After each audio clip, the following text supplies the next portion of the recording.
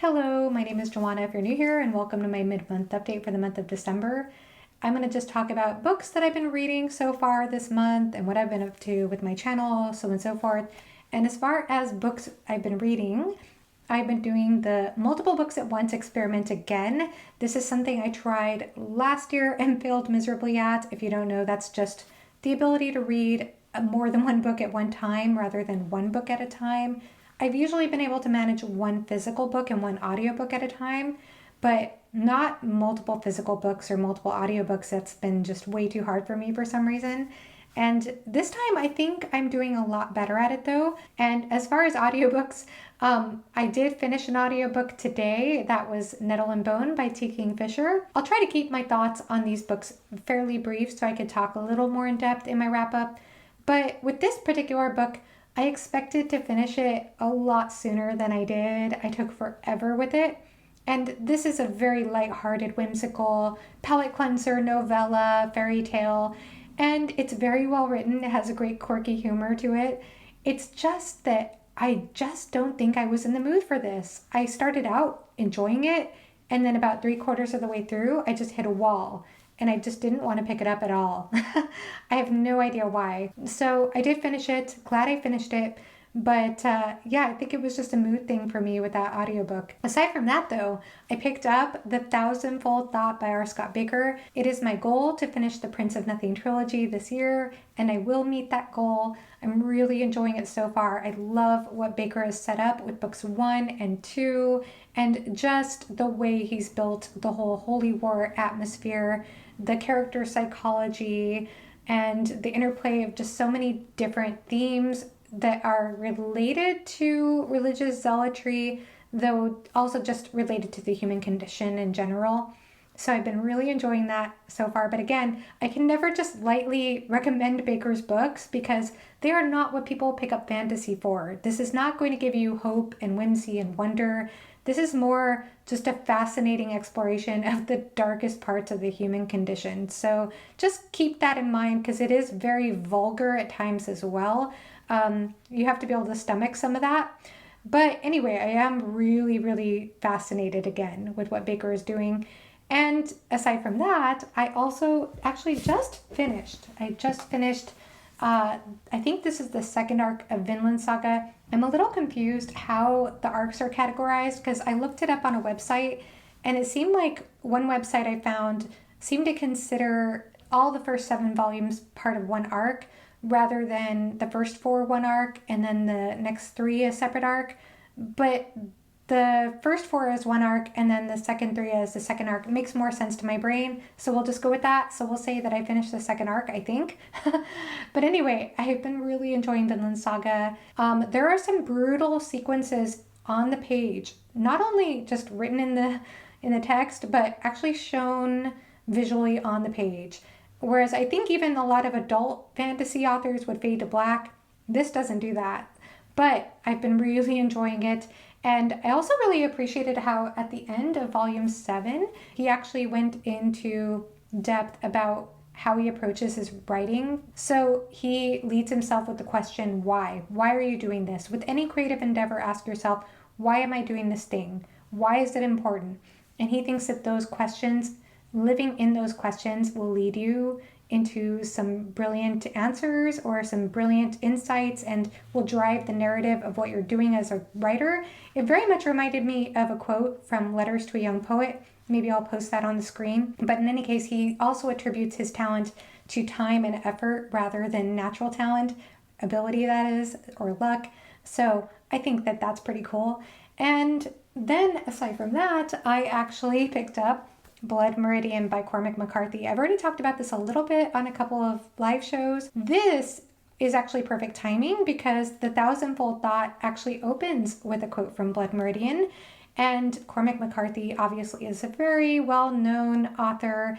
I picked this up thanks to Jimmy from the Fantasy Network because he asked me if I had read Moby Dick, and I haven't read Moby Dick. I've heard a lot about Moby Dick. I'm just the most ill-read when it comes to classical literature. But he had told me that Blood Meridian was largely influenced by Moby Dick, and it even says here on the back that this reads like a conflation of the Inferno, the Iliad, and Moby Dick, an extraordinary, breathtaking achievement. And I am just fascinated with this book. So Jimmy read this in November, really appreciated it. It impacted him. He wanted to reread it very slowly. So we decided I'd pick it up and read it alongside him. So I'm reading like a chapter a day, totally impressed with what McCarthy is doing, especially as this takes place in the 1850s near the Texas-Mexico border. And the way he describes just the moving landscape with these travelers, and there's like this there's a sense of momentum that's happening behind the text, and at the same time the way he's describing everything, it's just so vivid and yet psychedelic and dreamlike and harrowing, because this is so dark. We're dealing with the business of scalping Indian heads for profit. I'm just in awe of it, though. I'm in awe of his prose, even though he breaks every convention when it comes to writing and grammar and lack of punctuation, all of that, but I thoroughly am enjoying it. So I don't know that I will do a separate video on this or not. I know a couple of channels I follow outside of Fantasy BookTube love this book, including Sean from Travel Through Stories, who did a wonderful analysis video of this book. And he also recently mentioned it in a video of books he wishes he could read again for the first time.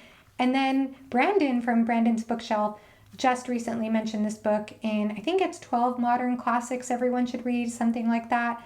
It was in a list with Stoner, and he adores this book as well. He explained it so well. So I know this is very well loved among people who are outside of fantasy, maybe among fantasy fans as well. It was influential on a lot of authors, including Bakker, of course, and Red Country by Abercrombie. But it is just a masterpiece for me so far.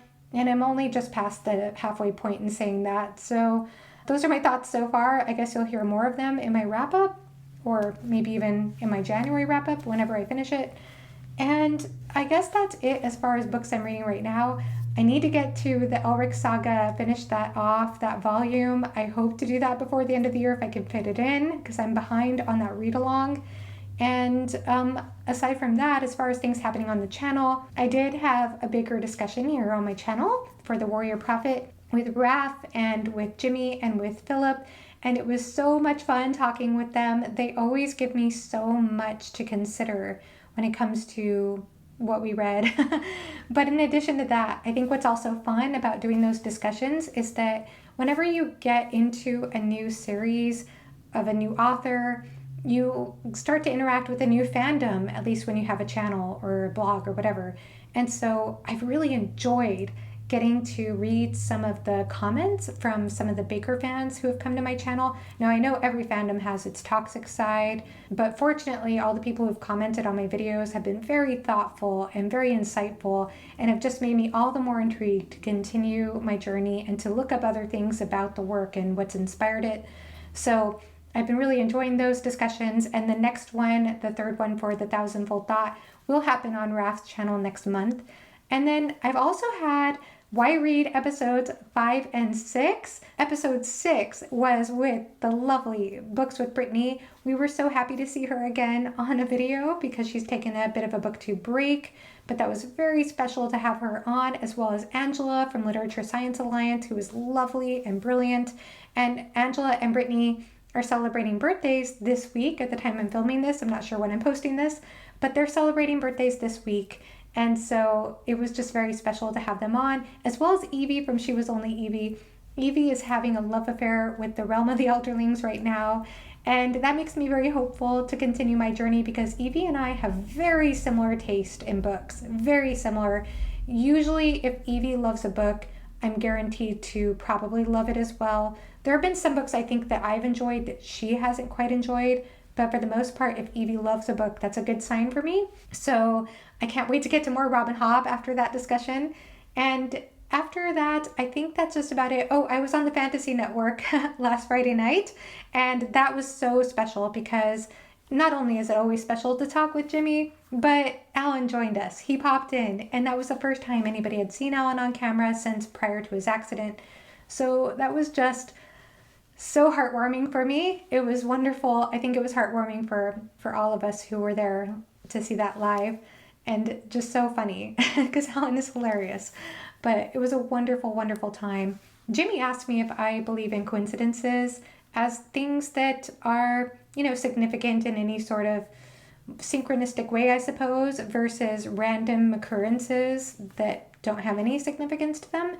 And I am not totally sure where I land on this, but I did happen to notice a couple of coincidences in that discussion. One being that I was on Chatting with Nuts last year, and on that episode, my internet connection broke down. I left Jimmy hanging. That happened again on this episode, embarrassingly. My device kind of crashed, and so I left him hanging for a while. I got back on both times. I recovered, and he's a pro at live shows, so it was fine, but that happened. But also, he made an announcement of an author who was going to be his next guest on both live shows. So on the first live show, he had announced that Steven Erikson was going to be his next guest on Chatting with Nuts. I think that was his first author interview, if I'm not mistaken. And then on this last Chatting with Nuts, he made the announcement that Tad Williams is going to be his next guest on Chatting with Nuts. So coincidence? I don't know. Anyway, let me know your thoughts on coincidences down below. I'd love to find out what you all think about those. And that just about wraps up my mid-month update so far. I guess I'll just go ahead and share really quickly that I will be on a Vanished Birds discussion on Evie's channel on Sunday night. I think that's going to be live, if I'm not mistaken, with Angela from Literature Science Alliance and Jimmy from the Fantasy Network.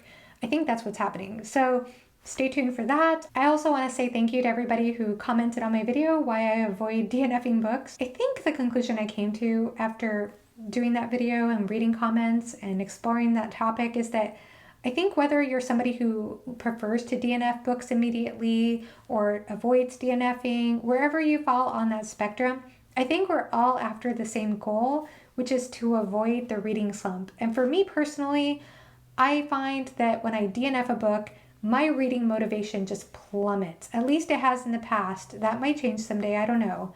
But that's been the case for me so far. And I do DNF audiobooks. I did explain that, and series at times, if I'm done with the series at a certain point. Anyway, those are just thoughts for now. Please let me know how you're doing, how your month is going. I hope this video finds you well. Have a great rest of your day. Bye-bye.